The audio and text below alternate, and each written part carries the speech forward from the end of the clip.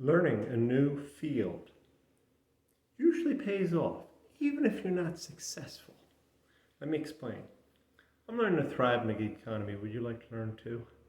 I'm down here in our new house with the painters, waiting to get everything painted before we move the furniture in. So the house is kind of empty right now, so you get a little bit of an echo here. But I've been telling you over the last few weeks about some of the negotiations they wanted in purchasing this house. And I just wanted to show you exactly what I meant by it when I was talking about how we had an argument over the flooring.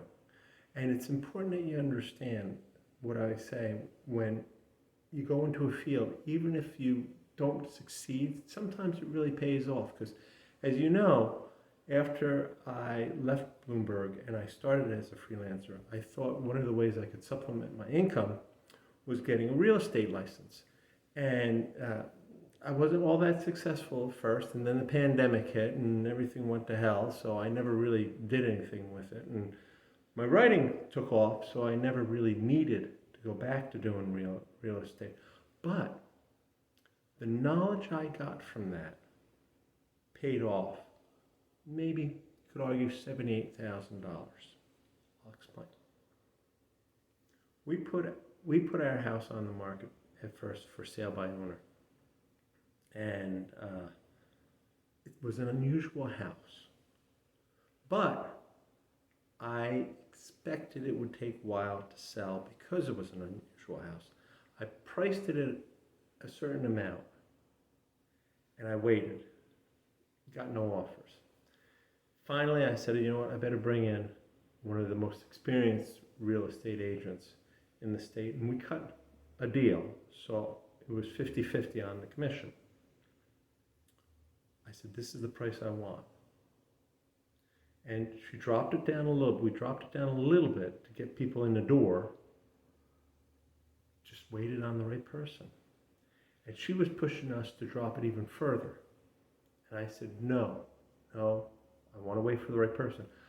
Because I knew the field and because I knew real estate, I was confident in holding out. And I could argue persuasively, not just with my real estate agent partner, but also with my wife. And that's important. That's important. Keep in mind, she's partners with me.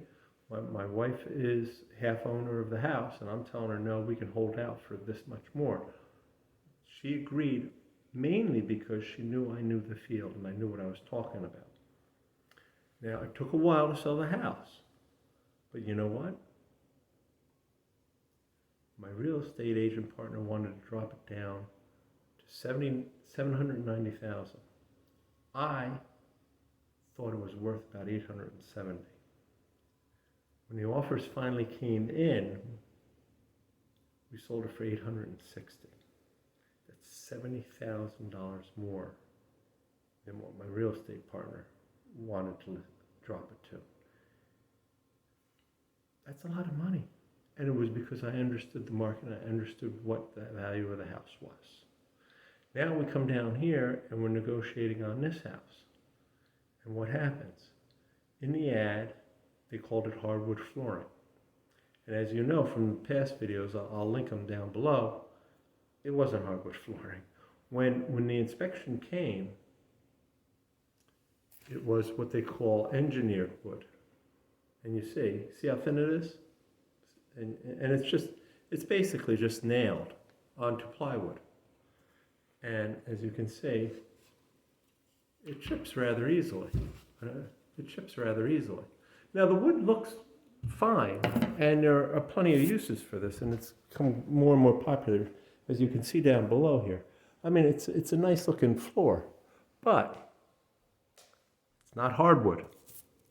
And I argued that. I said, this is not a hardwood floor, it's less valuable. And it's less valuable because engineered hardwood needs to be replaced at some point. You can't refinish it too many times if it gets scuffed. Again, my knowledge of real estate worked in our favor. And in the end, we got a credit of $8,539. I know, weird number, $39, but What that did was it covered our entire costs related to the purchase, meaning, the attorney, the inspection, all that other stuff was covered. Plus, part of the taxes were covered. So, we could argue that because I had gone and gotten my real estate license, we ended up $78,539 better off than if I didn't have a real estate license. Never made it much money as a real estate agent, but the knowledge I had gained about the field enabled us to come out way ahead. So that's why I say, go into a field, even if you're not successful, getting that knowledge may pay off quite handsomely in the long run. What do you think? Do you think it's worthwhile, or do you think that if you don't actually succeed in a field, that it was a waste of time, waste of money? Or do you think there's value in getting a new field, even if it doesn't pay off the way you thought it was going to? I'd really be curious. I'd love to hear your stories as well. Put it down below, comment, also like and share, and be careful when you buy a house. Engineered hardwood is not hardwood flooring, okay? Till next week, take care.